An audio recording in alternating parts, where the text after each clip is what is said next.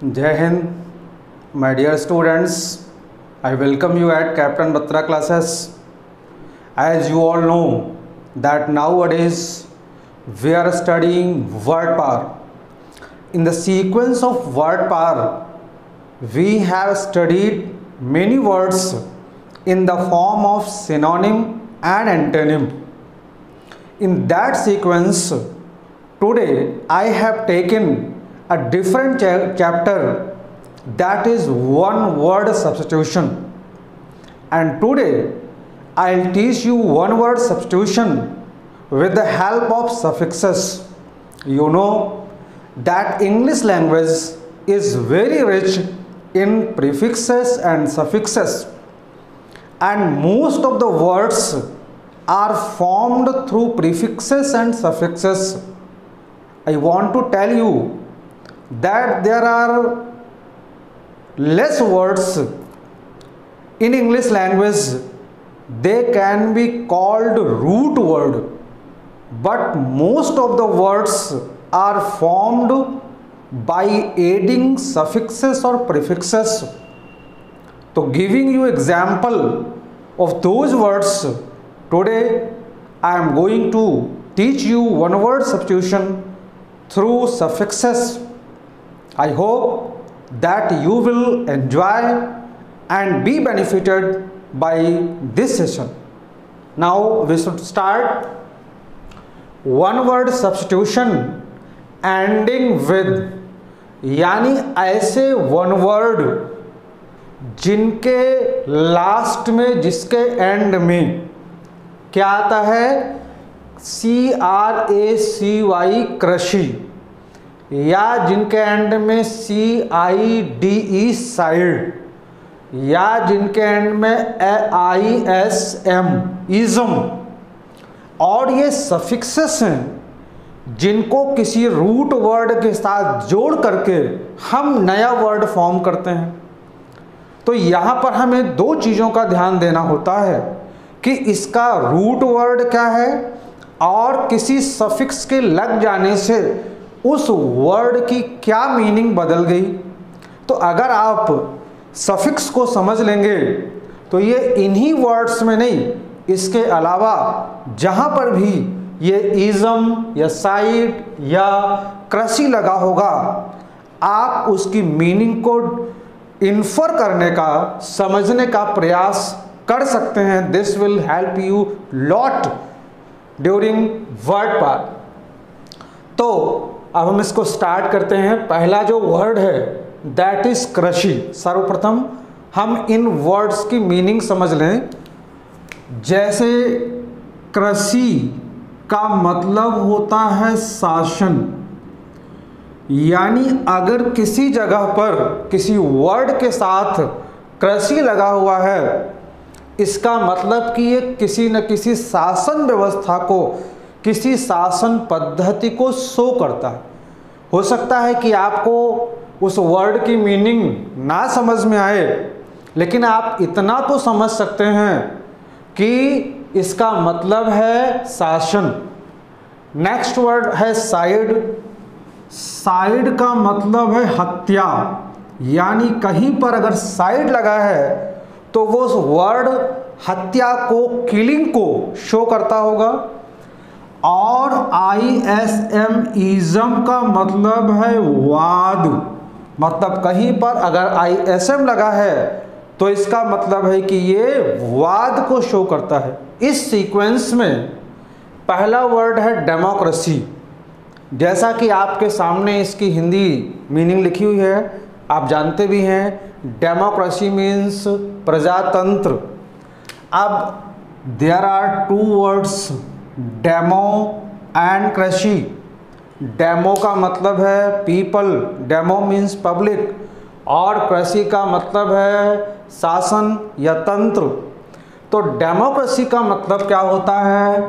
Democracy means rule by the people. वैसे तो democracy की डेफिनेशन होती है कि democracy is of the people, by the people, for the people, यानी डेमोक्रेसी जनता का, जनता के द्वारा और जनता के लिए शासन है। मीन्स टू से डेमोक्रेसी का मतलब है जनता का शासन और जनता के द्वारा किया जाने वाला शासन और जनता के लिए शासन। मीन्स टू से डेमोक्रेसी में सर्वोपरि पब्लिक का हित होता है, उसके अलावा किसी और के हित को प्राथमिकता नहीं दी जाती, इसे हम डेमोक्रेसी कहते हैं। Next word is autocracy. Autocracy का मतलब है कि जब एक ही व्यक्ति का शासन चलता हो उसे हम ऑटोक्रेसी कहते हैं। इसकी हिंदी लिखी हुई है एक तंत्र। ऑटो मीन्स वन और कृषि का मतलब है शासन। तो ऑटोक्रेसी का मतलब है कि जब एक ही व्यक्ति का शासन हो और कोई भी व्यक्ति उसके अधिकार जो है निर्णय लेने की क्षमता पर क्वेश्चन मार्क नहीं कर सकता, वेदर इट इज राइट और रॉन्ग, उस शासन व्यवस्था को हम क्या कहते हैं? That is autocracy. Next word is theocracy. Theocracy का मतलब है हिंदी में धर्मतंत्र। धर्मतंत्र का मतलब है कि रूल बाई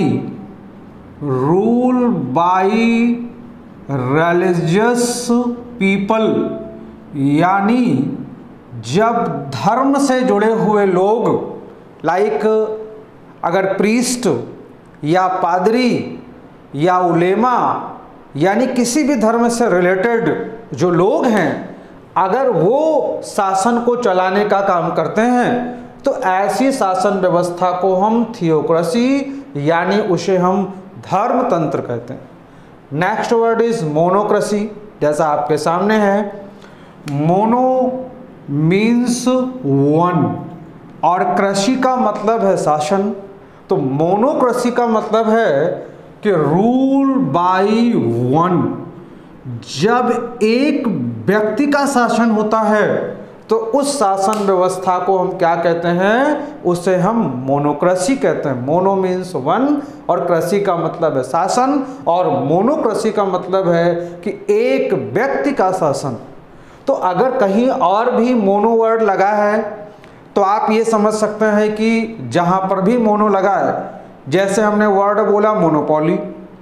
मोनोपोली का मतलब भी यही है कि जहाँ पर एक व्यक्ति अपने अधिकार को प्रदर्शित करता हो और दूसरा व्यक्ति उसमें इंटरफेयर ना कर सके, उस सिचुएशन को हम मोनोपोली कहते हैं। ठीक ऐसे ही मोनोटोनस अगर हम बोलें कि मोनोटोनस, मोनो मीन्स वन, टोनस का मतलब है कि स्वर या धुन, और उसे हिंदी में कहते हैं नीरस।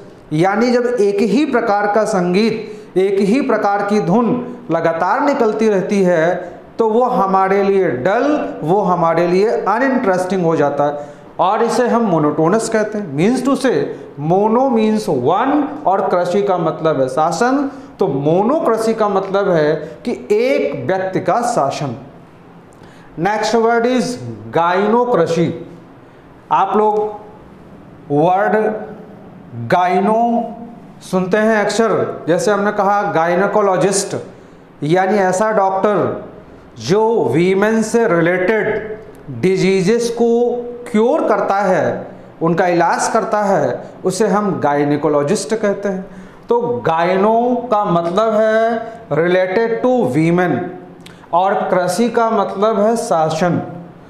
गायनोक्रेसी का मतलब है कि रूल बाई वीमेन, जहाँ पर महिलाओं का शासन होता है उसे हम गायनोक्रेसी कहते हैं। बहुत ऐसी सोसाइटीज़ हैं जहाँ पर वीमेन वो पावर में हैं और बहुत ऐसी सोसाइटीज़ हैं जहाँ पर कि मेन पावर में है, यानी जहाँ पर मेल डोमिनेटिंग सोसाइटी है और जहाँ पर फीमेल डोमिनेटिंग सोसाइटी है, उस फीमेल डोमिनेटिंग सोसाइटी को हम कहते हैं गायनोक्रेसी। तो गायनोक्रेसी का मतलब है कि स्त्री का शासन जहाँ होता है उसे हम गायनोक्रेसी कहते हैं। Next word is bureaucracy. Bureaucracy कि हिंदी होती है अफसरशाही, और इसका मतलब है कि रूल बाय ऑफिशियल्स, यानी जहाँ पर अधिकारियों का शासन चलता हो, जहाँ पर अफसर लोगों का शासन चलता हो, यानी वो डोमिनेटिंग हो। शासन चलने का मतलब है कि अगर वो डोमिनेटिंग हो तो उसे हम ब्यूरोक्रेसी कहते हैं। इसी को हम रेड टेपिज्म भी कहते हैं। रेड टेपिज्म का मतलब होता है लाल फीताशाही। लाल फीताशाही का मतलब आप देखते हैं कि जो ऑफिसर्स होते हैं, गैजेटेड ऑफिसर्स होते हैं, उनके साथ एक व्यक्ति होता है जो रेड टेप लगाए हुए होता है और वो उस कैडर को शो करता है, यानी उनके ऑफिसर होने को शो करता है। तो इसे हम रेड टेपिज्म कहते हैं और इसको हिंदी में कहा जाता है लाल फीताशाही, यानी जहाँ पर अधिकारियों का शासन चलता हो उसे हम रेड टेपिज्म या उसे हम ब्यूरोक्रेसी कहते हैं। Next word is aristocracy. Aristocracy means कुलीन तंत्र।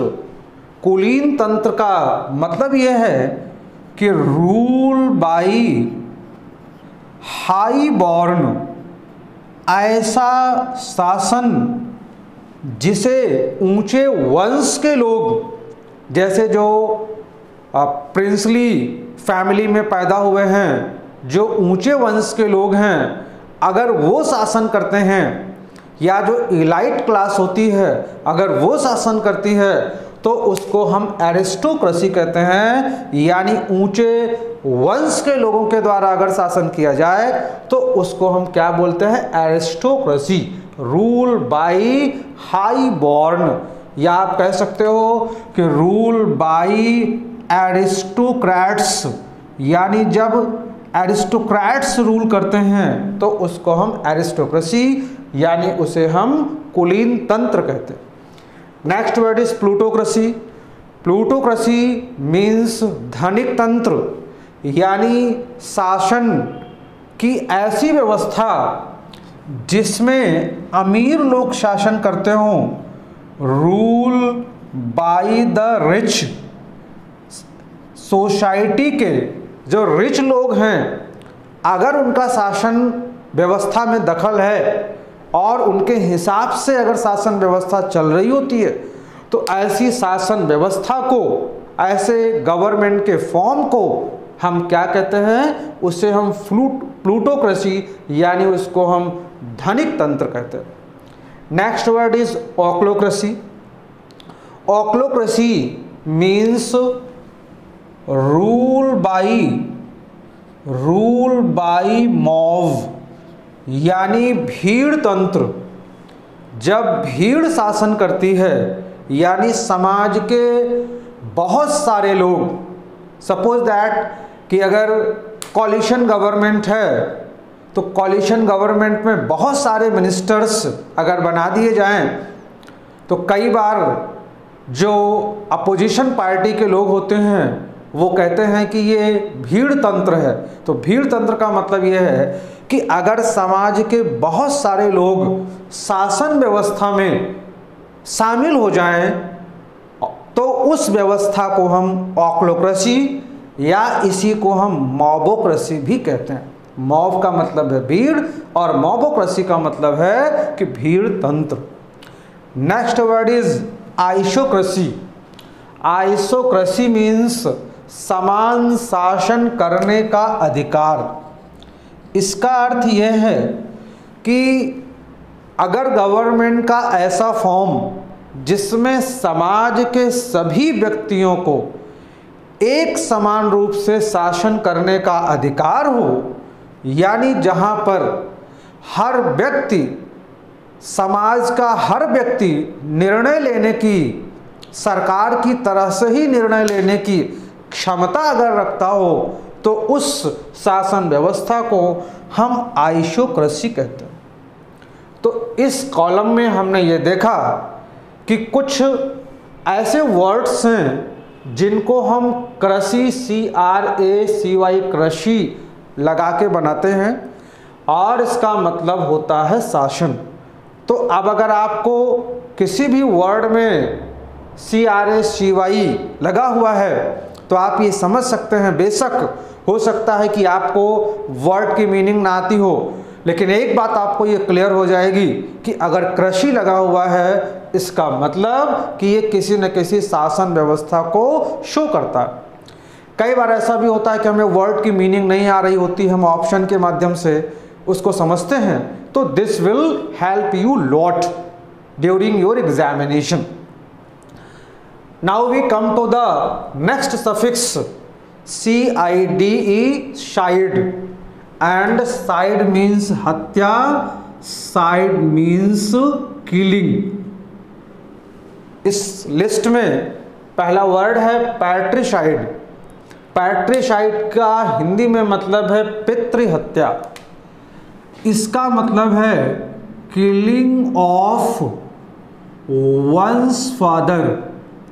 अगर कोई व्यक्ति अपने पिता की हत्या करता है तो उसको हम पैट्रिसाइड कहते हैं। अब आप देख सकते हैं कि इसमें दो वर्ड हैं, एक वर्ड है पैट्री और दूसरा वर्ड है साइड। अगर आप इन दोनों वर्ड को अलग अलग समझ लें तो आपको बहुत इससे हेल्प मिलेगी। जैसा मैंने आपको बताया कि साइड का मतलब है हत्या, किलिंग। अब अगर कहीं भी साइड लगा है तो इसका मतलब हत्या को शो करेगा।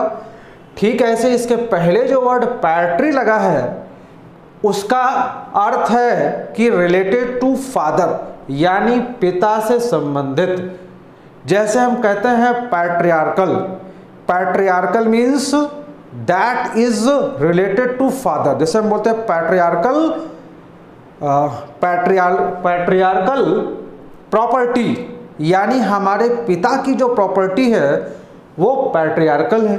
तो पैट्री मीन्स रिलेटेड टू फादर और पैट्रिसाइड का मतलब है कि किलिंग ऑफ वंस फादर। ठीक ऐसे ही मैट्रिसाइड, मैट्री मीन्स मदर और साइड मीन्स हत्या। तो मैट्रिसाइड का मतलब हो गया कि किलिंग ऑफ वंस मदर, यानी कोई अगर अपनी माता की हत्या करता है तो उसे हम मैट्रिसाइड कहते हैं। Next word is फ्रैट्रिसाइड।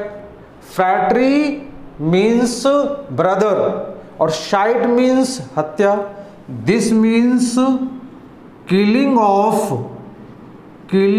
Of one's brother, यानी अपने भाई की हत्या करने वाला जो व्यक्ति है उस कंडीशन को हम कहते हैं fratricide, killing of one's brother, भ्रातृहत्या। Next word is uxoricide. Uxoricide means पत्नी की हत्या, यानी killing of one's wife. This means uxoricide. अब इसमें भी दो वर्ड हैं, एक वर्ड है युक्शोरी और दूसरा इसमें वर्ड आपके सामने है साइड। मैं इससे रिलेटेड दूसरा वर्ड यहाँ पर लिखता हूँ। जैसे एक वर्ड है यूक्सोरियस, जैसे यहाँ हमने UXORI लिखा है, ठीक ऐसे ही यहाँ पर भी हमने UXORI लिखा है। यहाँ पर OUS ये एक सफिक्स है और यहाँ पर CIDE ये एक सफिक्स है। और जब हम साइड लगाते हैं तो इसकी मीनिंग दूसरी है और जब हमने OUS लगाया तो इसकी मीनिंग दूसरी है। युक्सोरियस का मतलब है कि फॉन्ड ऑफ वंस वाइफ, यानी कोई व्यक्ति अगर अपनी पत्नी का बहुत शौकीन है तो उसको हम युक्सोरियस कहते हैं। मतलब इसे हिंदी में कहते हैं पत्नी का गुलाम या जोरू का गुलाम। तो युक्सो का मतलब है वाइफ और साइड का मतलब है किलिंग।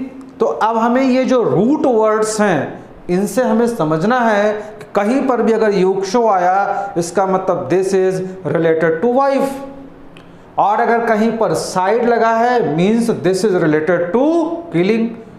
तो युगसोरी साइड का मतलब है killing of one's wife. Next word is sororicide. Sororicide means killing of one's sister, अपनी सिस्टर को किल करना, इसे हम कहते हैं सोरोसाइड। सोरोसाइड मीन्स अपने बहन की हत्या करना, उसे हम सोरोसाइड कहते हैं। Next term is filicide. Filicide means killing of new born baby, जो शिशु होते हैं। आगे आप देख सकते हैं कि एक और वर्ड लिखा हुआ है इन्फेंटिसाइड, और इसकी भी हिंदी मीनिंग शिशु हत्या है और इसका भी अर्थ शिशु हत्या है, लेकिन दोनों में थोड़ा डिफरेंस है। इन्फेंट्स का मतलब भी होता है न्यू बॉर्न बेबी, और फिलिसाइड का मतलब भी यही है कि बच्चों की हत्या करना, लेकिन ये न्यू बॉर्न बेबी के लिए भी यूज होता है और बड़े बच्चों के लिए भी यूज होता है, और इसका मतलब ये है कि अपने बच्चों को मारना। अगर कोई व्यक्ति अपनी डॉटर, अपने सन की हत्या करता है तो उसको हम फिलिसाइड कहते हैं। और इन्फेंटिसाइड का मतलब है कि जो इन्फेंट्स हैं, जो न्यू बॉर्न बेबी है, हमारे हों या किसी और के हों, इसमें ये डिफ्रेंशिएशन नहीं है। और फिलिसाइड का मतलब है कि अपने बच्चे की हत्या करना, उसे हम फिलिसाइड कहते हैं। और इन्फेंटिसाइड का मतलब ये है कि killing of infants, killing of infants वो हमारे हैं या किसके हैं इससे मतलब नहीं है। किलिंग ऑफ इन्फेंट्स उन्हें हम बोलते हैं infanticide. Next word is homicide. Homicide का मतलब हिंदी में नर हत्या। This means killing of man, यानी किसी इंसान की हत्या करना, उसको हम क्या कहते हैं, उसे हम नर हत्या कहते हैं। अगर आप इसको अलग अलग करके समझना चाहते हैं तो एक वर्ड इसमें है होमी और दूसरा वर्ड है साइड। जैसे आप जानते हो कि हमारे जो पूर्वज थे, साइंटिस्ट ने उनको होमो सैपियंस कहा है, यानी कहीं ना कहीं ये जो हमारा रूट वर्ड होमी है इसी से बना हुआ है। और होमिसाइड का मतलब है किलिंग ऑफ मैन, यानी इंसान की हत्या करना, उसे हम क्या कहते हैं, उसे हम होमिसाइड कहते हैं। Next word is regicide. Regicide means killing of one's king, यानी अपने राजा की हत्या करना। अगर कोई व्यक्ति अपने राजा की हत्या कर दे तो उस सिचुएशन को हम रेजिसाइड कहते हैं। जैसे मैं आपको एग्जाम्पल बताता हूँ, विलियम शेक्सपियर का एक ड्रामा है मैकबेथ। मैकबेथ का जो हीरो है वो भी मैकबेथ ही है, और उसने अपने किंग डंकन का मर्डर कर दिया था अपनी वाइफ के साथ मिलकर के। तो this is an example of regicide, यानी अपने राजा की हत्या करने को हम बोलते हैं रेजिसाइड। इन्फेंटिसाइड हम लोग डिस्कस कर चुके हैं। Next word is femicide. Femicide means killing of women, महिलाओं की हत्या करना, स्त्रियों की हत्या करना, इसे हम फेमिसाइड कहते हैं। जैसे आप जानते हैं मैस्कुलिन और फेमिनिन दो वर्ड हैं, तो फेमिनिन का फेमी और इधर ये साइड, ईजिली आप इसे रिकॉग्नाइज कर सकते हो। अगर आप इसके पैटर्न को समझने की कोशिश करें तो, जैसे फेमिसाइड का मतलब है कि किलिंग ऑफ वीमेन, आप इसे ध्यान रखें कि साइड मतलब किलिंग, फेमी का मतलब रिलेटेड टू वीमेन। अब कहीं पर अगर फेमी वर्ड लगा हो तो आपके दिमाग में ये बात आनी चाहिए कि कहीं ना कहीं ये वीमेन से रिलेटेड होगा।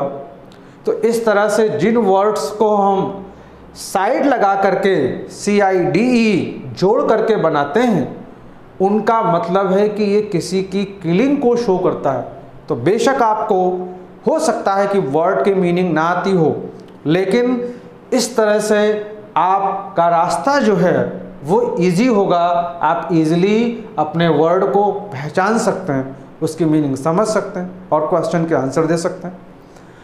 Now we come to the next suffix that is ism, जिसका अर्थ है वाद। इसमें पहला वर्ड है फंडामेंटलिज्म।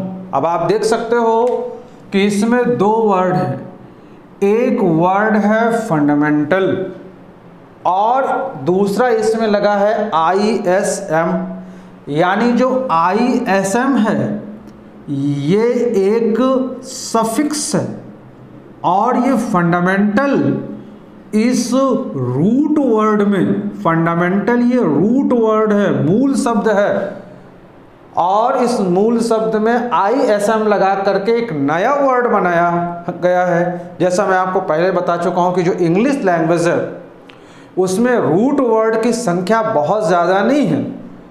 हम वर्ड्स फॉर्म करने के लिए इंग्लिश में सफिक्स जोड़ते हैं और प्रीफिक्स जोड़ते हैं, और अगर हम सफिक्स और प्रीफिक्स की कहानी को समझ लें तो इंग्लिश लैंग्वेज में हमारा रास्ता बहुत आसान हो जाता है। जैसे फंडामेंटल ये रूट वर्ड है और ISM लगाया हमने इसमें। फंडामेंटल का मतलब होता है मौलिक, फंडामेंटल का मतलब होता है बेसिक। और अगर कोई व्यक्ति जो फंडामेंटल चीज़ें हैं अगर उन सिद्धांतों के अनुसार चलता है तो उसे हम फंडामेंटलिज्म कहते हैं, उसे हम मूल तत्ववाद या कई बार इसका मतलब रूढ़िवाद भी निकाला जाता है। यानी फंडामेंटलिज्म का मतलब है कि फॉलोइंग द बेसिक कॉन्सेप्ट्स, यानी जो बेसिक कॉन्सेप्ट होता है, जो मूल तत्व होता है, अगर उसको फॉलो करके आप चलते हैं। जैसे आप जानते हैं कि हर चीज़ का एक मूल तत्व होता है और वो चीज़ धीरे धीरे डेवलप होती है तो उसमें चेंजेस आते हैं। फॉर एग्जाम्पल जब फ़ोन बना था, ग्राहम बेल ने जब फ़ोन का आविष्कार किया था, या जब स्टीम इंजन बना था, तो उससे आज कितना इसमें चेंज आ गया है। लेकिन बहुत सारे ऐसे लोग हैं जो अपने, जैसे हम कहते हैं क्लासिकल डांस, अब क्लासिकल डांस से लेकर के और जो न्यूअर एजेस के डांस अगर उसमें आप कंपैरिजन करेंगे तो उसका बेसिक तो सारे डांसेस का क्लासिकल ही है, लेकिन कुछ ऐसे लोग हैं जो अपने पुराने सिद्धांतों के अनुसार ही चलना पसंद करते हैं, उसमें वो परिवर्तन नहीं करते। उस सिचुएशन को हम फंडामेंटलिज्म कहते हैं। Next word is utilitarianism. अब आप देखें, अगर इसको अलग अलग करना चाहें तो इसमें एक वर्ड है यूटिलिटी, ध्यान दीजिए, इसमें एक वर्ड है यूटिलिटी, और यूटिलिटी का मतलब होता है उपयोगिता। यूटिलिटी मीन्स उपयोगिता, और उसके बाद इसमें ISM लगा हुआ है। तो यूटिलिटेरियनिज्म का मतलब है उपयोगितावाद। इसका अर्थ यह है कि अगर हम हर चीज़ को उसकी यूटिलिटी के अकॉर्डिंग, उसकी उपयोगिता के अकॉर्डिंग देखें। कुछ लोग ऐसे होते हैं जिस चीज़ में उनको कोई उपयोगिता नहीं दिखाई देती वो उसे फेंक देते हैं, उसे छोड़ देते हैं, क्योंकि अब वो उनके काम की नहीं रही। इसका मैं एक एग्जाम्पल आपको बताता हूँ। एक राइटर, पॉलिटिकल साइंस में एक राइटर हैं जिनका नाम है बेंथम।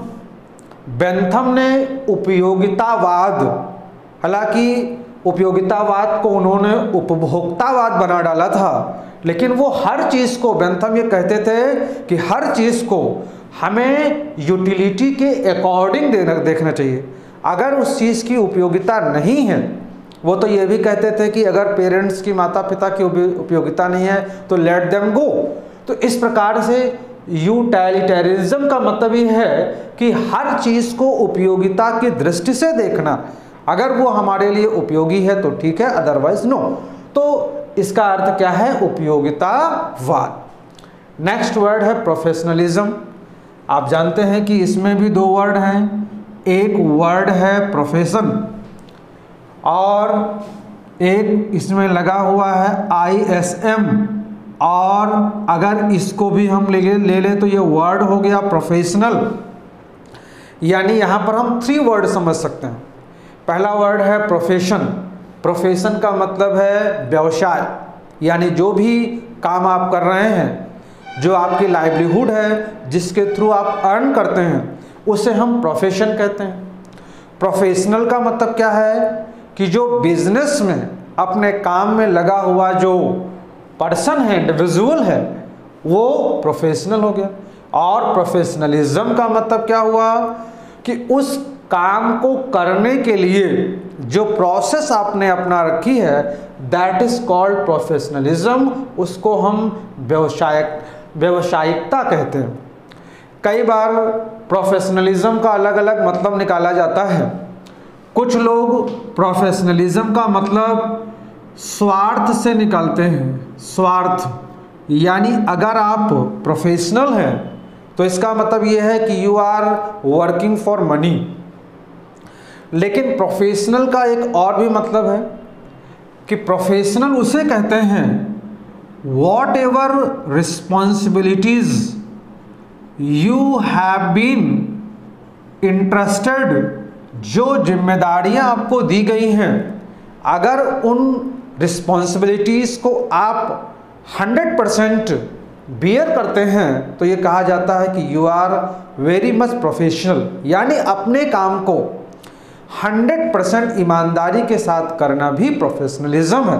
तो इन दिस वे प्रोफेशनलिज्म का मतलब ये है कि हमने आपसे जो भी लिया, जो भी हमने आपसे उसका प्राइस लिया, दाम लिया, और उस चीज़ को हमने आपको अगर एग्जैक्टली टर्न आउट किया दूसरे फॉर्म में, तो for example if I am a teacher, this is my responsibility that I should give my 100%. If you are a student, your responsibility is that you should study with full dedication and achieve your target. This is the professionalism. तो professionalism का मतलब है व्यावसायिकता। Next word is ecclesiasticism. अब आप देख सकते हैं कि इसमें दो वर्ड हैं। ये वर्ड यहाँ पर ISM लगा है। एक वर्ड होता है एक्लीजियास्टिकल। एक्लीजियास्टिकल का मतलब है कि तीर्थ यात्रा से संबंधित, यानी इसका मतलब है कि धर्म संबंधी। तो एक्लीजियास्टिसिज्म का मतलब है कि रिलेटेड टू रिलीजन, यानी जो चीज़ें धर्म से रिलेटेड होती हैं, रिलीजन से रिलेटेड होती हैं, उसे हम एक्लीजियास्टिसिज्म कहते हैं। नेक्स्ट टर्म है टोटलिटेरियनिज्म। अब आप इसमें भी देख सकते हैं कि ये एक वर्ड लिखा है टोटल, और ये एक वर्ड यहाँ है ISM। सपोज दैट कि बीच की चीज़ें आपको समझ में नहीं आती, लेकिन इतना आपको समझ में आ गया कि टोटल की बात हो रही है और ISM लगा हुआ है, इसका मतलब वाद की बात हो रही है। तो ये जो वर्ड आपका लिखा है टोटलिटेरियनिज्म, इसका मतलब है सर्वाधिकारवाद। यानी अगर कोई एक पार्टी या कोई एक व्यक्ति सारे अधिकारों को अपने हाथ में ले लेता है, फॉर एग्जाम्पल आपको मालूम है कि चाइना की जो गवर्नमेंट है, हालांकि वहाँ पर कम्युनिस्ट पार्टी की सरकार है और वहाँ की व्यवस्था ये है कि एक ही पार्टी का शासन वहाँ पर चलता है और किसी को उसके काम में हस्तक्षेप करने का कोई अधिकार नहीं। जैसे हमारा देश है, ये डेमोक्रेसी है, ये प्रजातंत्र है। अगर जो शासक है, जो राजा है, वो कुछ भी गलत करेगा तो उसको क्रिटिसाइज किया जाता है। लेकिन चाइना में एक ही व्यक्ति का शासन चलता है और सारे अधिकार पब्लिक को उसी से प्राप्त होते हैं। वो किसी भी व्यक्ति के अधिकारों को समाप्त कर सकता है। और जहाँ पर सारे अधिकार एक ही व्यक्ति के हाथ में सुरक्षित हों, यानी एक ही दल का शासन चले, उसे हम क्या कहते हैं? टोटलिटेरियनिज्म ये बोलते हैं। नेक्स्ट टर्म है कन्वेंशनलिज्म। इसमें भी आप देखिए एक वर्ड है कन्वेंशनल, वैसे आप इसके पहले भी रुक सकते हैं। एक वर्ड है कन्वेंशन। कन्वेंशन मतलब परंपरा, कन्वेंशनल मतलब पारंपरिक, और कन्वेंशनलिज्म का मतलब है कि पारंपरिकता। तो इस प्रकार से आप वर्ड्स को, जो वर्ड्स होते हैं, आप उन्हें ब्रेकअप में समझ सकते हैं। Always try to understand the root word and their suffixes and prefixes. जैसे ये वर्ड है कन्वेंशन। अब आप देखिए कन्वेंशन जो है, यही कन्वेंशन ही आपका रूट वर्ड था। फिर कन्वेंशन में AL लगा करके दूसरा वर्ड बनाया गया, और फिर कन्वेंशनल में ISM लगा करके दूसरा वर्ड बनाया गया। तो कन्वेंशनलिज्म का मतलब है पारंपरिकता। इसका अर्थ यह है कि कुछ लोग हमेशा अपनी परंपराओं, अपनी रीति रिवाजों, रूढ़ियों के अकॉर्डिंग ही चलना पसंद करते हैं, उसको हम कन्वेंशनलिज्म कहते हैं। आप इसे ऐसे भी समझ सकते हैं कि this is the opposite of modern, यानी ये मॉडर्न का अपोजिट है। अगर आप इसमें जोड़ दें मॉडर्निटी, मॉडर्निज्म नहीं, मॉडर्निटी यानी आधुनिकता का एंटोनिम है कन्वेंशनल। तो इस प्रकार से अगर कोई व्यक्ति मॉडर्न है यानी प्रोग्रेसिव है, और अगर वो कन्वेंशनल है, इसका मतलब वो नए विचारों को एक्सेप्ट नहीं करता। Next word is egalitarianism. Egalitarianism का मतलब है समतावाद। इसका मतलब यह है कि ऐसा समाज, ऐसी सोसाइटी जहां सभी व्यक्तियों को समान अधिकार प्राप्त हो, किसी के साथ कोई पक्षपात ना किया जाए, उसे हम ऐसी सोसाइटी की उस व्यवस्था को एगैलिटेरियनिज्म कहते हैं। मीन्स टू से जहाँ पर समता हो, यानी सभी व्यक्तियों को इक्वल राइट्स प्राप्त होते हैं, किसी के साथ कोई भी भेदभाव, कोई भी पक्षपात नहीं किया जाता, ऐसी सोसाइटी को हम एगैलिटेरियनिज्म का एग्जाम्पल ले सकते हैं। और जो लोग इस व्यवस्था को फॉलो करते हैं उनको हम एगैलिटेरियन बोलते हैं, मतलब जो समतावादी होता है। Next word is individualism. आपको ये वर्ड मालूम है, वर्ड है इंडिविजुअल।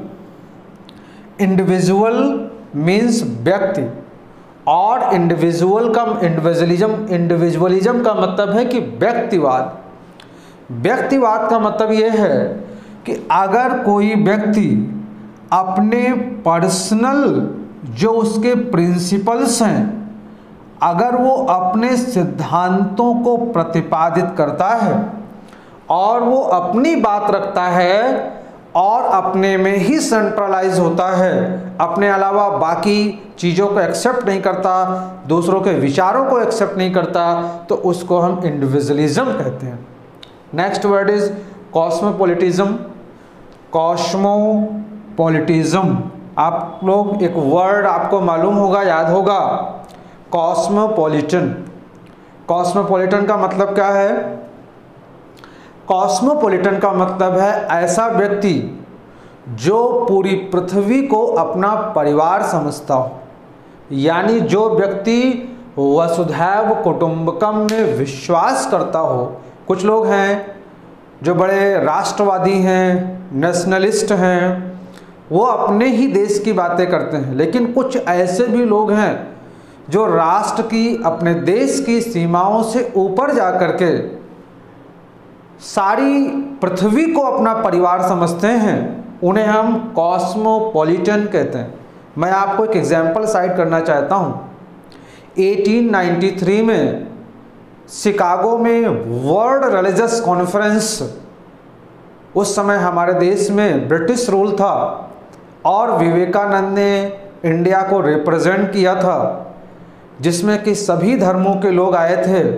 और इंडिया एक ऐसा कंट्री है जहाँ पर हिंदू रिलीजन को प्राथमिकता उस ज़माने में दी जाती थी। आज तो हम एक धर्मनिरपेक्ष राष्ट्र हैं, लेकिन उस समय विवेकानंद ने इंडिया को रिप्रेजेंट किया था, हिंदू धर्म को रिप्रेजेंट किया था। आई वॉन्ट टू से उन्होंने हिंदू धर्म को रिप्रेजेंट किया था। और जब उनका नंबर आया बोलने के लिए, सारे देश के लोग जाते थे और अपनी बातें कहते थे। जब विवेकानंद को बोलना हुआ, उन्होंने पब्लिक को एड्रेस किया और कहा कि dear sisters, brothers of America and rest of the world, यानी उन्होंने कहा समस्त संसार के भाइयों एवं बहनों, मीन्स टू से उन्होंने पूरे संसार को अपना भाई और बहन कहा। तो ही वॉज अ कॉस्मोपॉलिटन, वो देश की सीमाओं से बाहर जाकर के सोचते थे। तो ऐसा व्यक्ति जो देश की सीमाओं से बाहर जाकर के समस्त संसार को अपना परिवार समझे, उसे कॉस्मोपॉलिटन कहते हैं। और इसे हम कॉस्मोपॉलिटिज्म यानी वसुधैव कुटुंबकम, पूरी पृथ्वी को अपना परिवार मानना। नेक्स्ट वर्ड इज एस्थेटिसिज्म, जिसका हिंदी में मतलब होता है सौंदर्य शास्त्र। सौंदर्य शास्त्र का मतलब क्या है? ऐसा शास्त्र, ऐसा लिटरेचर जिसमें सौंदर्य का वर्णन किया गया हो, उसे हम एस्थेटिसिज्म कहते हैं। सौंदर्य का मतलब ये है कि you know that beauty is always related to women. Normally I am not talking about William Wordsworth. William Wordsworth के अकॉर्डिंग ब्यूटी मीन्स नेचर। तो एस्थेटिसिज्म का मतलब यह है कि जहाँ पर सौंदर्य का वर्णन किया गया हो, या इसे हम साहित्य शास्त्र या इसे हम अलंकार शास्त्र भी कहते हैं। तो इस तरह से एस्थेटिसिज्म का मतलब होता है सौंदर्य शास्त्र या अलंकार शास्त्र। तो आपने देखा कि आज हमने वर्ड पावर का जो हमारा सीक्वेंस है, सीरीज है, उसमें हमने वन वर्ड सब्स्टिट्यूशन को लिया और इसमें सफिक्सेस के माध्यम से वन वर्ड को पढ़ने का प्रयास किया। आगे से आप इसी कॉन्सेप्ट के अकॉर्डिंग वर्ड्स को स्टडी करेंगे कि इसका रूट वर्ड क्या है। मैं आपको from the very first day यही बात बता रहा हूँ कि जब भी आप पढ़ें तो हमेशा रूट वर्ड देखें, उससे फॉर्म होने वाले वर्ड, चलिए एडजेक्टिव, नाउन, वर्ब, एडवर्ब, हमेशा इन पर ध्यान देते हुए आगे बढ़ें। तो इस प्रकार से आप कम समय में ज़्यादा वर्ड पावर स्टडी कर सकते हैं और उसके ऊपर कमांड कर सकते हैं। तो आई होप कि आज के इस सेशन को आपने एंजॉय किया होगा। इसके आगे अपने अगले लेक्चर में मैं फिर से आपके लिए इसी प्रकार से सफिक्सेस और रूट वर्ड के माध्यम से आपको समझाने के लिए वर्ड्स लेकर के आऊँगा। Till then enjoy your studies. Thank you a lot.